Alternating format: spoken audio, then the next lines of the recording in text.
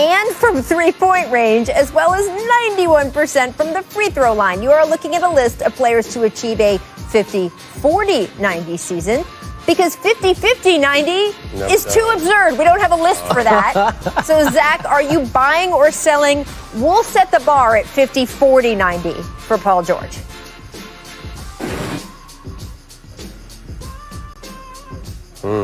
Zach, you got me? Well, I can tell you right now what I think. Go. Yes. I think this guy is he's got like a chip on his shoulder after all of that preseason talk. And you can see it. Look at how he goes to the basket. We was talking about the way he attacks the rim. It's like, I dare you to jump. Because I'm going to posterize you. Yeah. And he's not leaving without a foul or a bucket or both. And that is the PG that people have been worrying about, especially with that team and the way that T. Lue is utilizing them.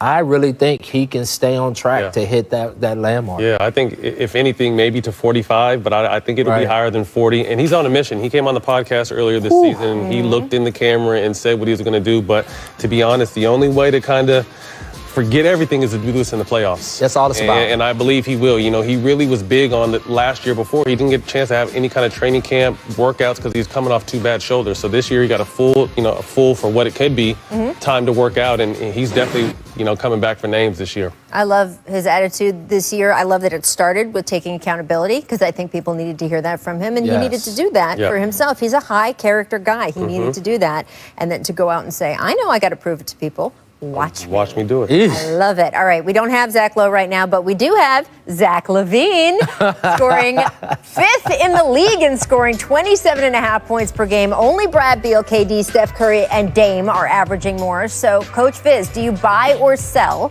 him finishing the season in the top 5? I'm either going to be a rich man or I'm going broke because I'm buying. This dude is a walking bucket. I think there's no question about it. This guy scores in his sleep. The next shot is his best shot. That's how he looks at it. And he is hard to keep away from getting to the shots that he likes. And so the way that coach is using him out there, I can easily see him being a top 5 scorer. Absolutely. And I'm buying as well. And he can get it however you want it. He's someone that attacks the basket too, can get it off the post, can get it off his mid-range, can get it off his three.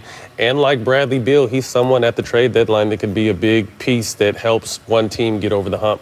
Well, that to me is going to be the key on whether he stays in the top 5 in scoring or not. If he doesn't get traded, he has a chance to stay in the top 5 in scoring. Right. If he gets traded to join a contender, you have to think then some of those numbers will adjust. Where do you go to school? He'll sacrifice UCLA. Oh, I'm just checking. He was a quick in and out, but he was definitely there. He's a Bruin, though. It counts. This guy, he's serious business. When it comes to scoring, this guy is serious business. And, man, do I love it when he gets a breakaway. He is exciting. I also appreciate the way he's approached the game, approached some, frankly, difficult years in Chicago, even with coaches maybe who didn't come in respecting all of the players. He tried to work with every coaching staff he's been handed. He's doing well with Billy Donovan right now, so props to him for all of that. All right, lastly, let's go to the Lakers, who allowed the fewest points per 100 possessions of any team in the league. So, Matt, do you buy or sell the Lakers having the best defense in the league all through the season? I'm buying everything today. We're going to either be rich or broke, baby. You guys are going to hold stock, and we're going to check back with you.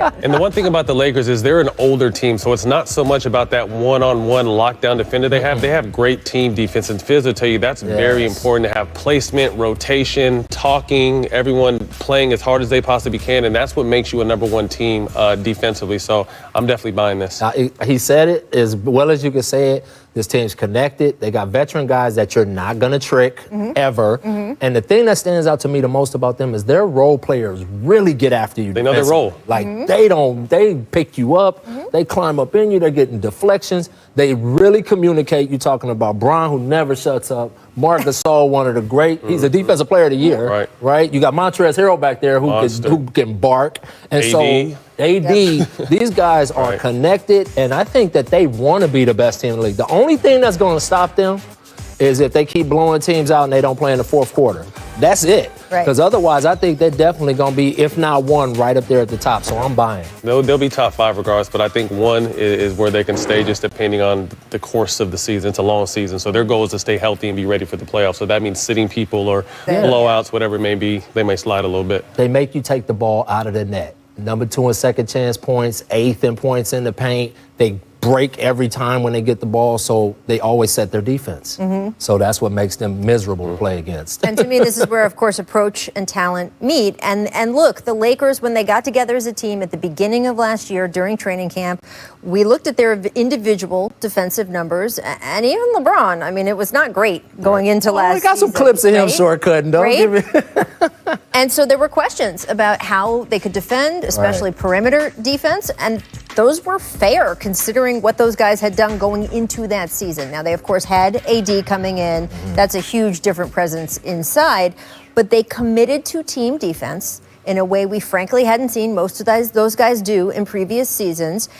And they, from day one, LeBron came in from day one. Said this is what it's going to be about. This is what but it's gonna here's be. the other thing that we're not talking about, and I know sometimes this gets lost in the shuffle because they're so talented and so great. Frank Vogel is one of the best defensive coaches in this league. You are right. It was a nightmare playing against him out in Indiana all of those Yes. years. It was like playing in mud, and now he's got a supercharged offense team to go along with those defensive principles. So you got to give him and the staff credit as well to really get this team engaged enough, night in, night out, to compete on the defensive end, and now you see where they stand. Matt, is this the model for the Nets? Yes, piece by piece, coming together.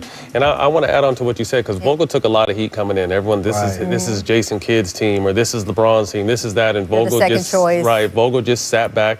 He's applied what he knows best, and he's gotten out the way and letting these guys create with it, and that's what good coaches do. Yep, absolutely. Amen to that. Interesting to watch them. All right, guys, that's the closing bell. The stat market closed for the day. We will be back with another edition soon, and Fizz and Matt don't have anything in their wallet. Zach, unfortunately.